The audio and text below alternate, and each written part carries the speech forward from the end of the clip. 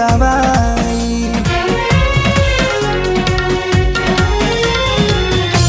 दुनिया बनवला तू ही वाहिरे खुदाई, कहे ना बनवला दर्द दिल के दवाई।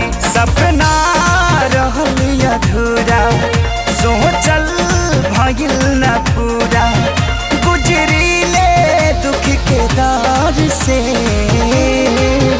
बस ये तने कदाए राम जी, दिल लगे नया बुके हुआ से।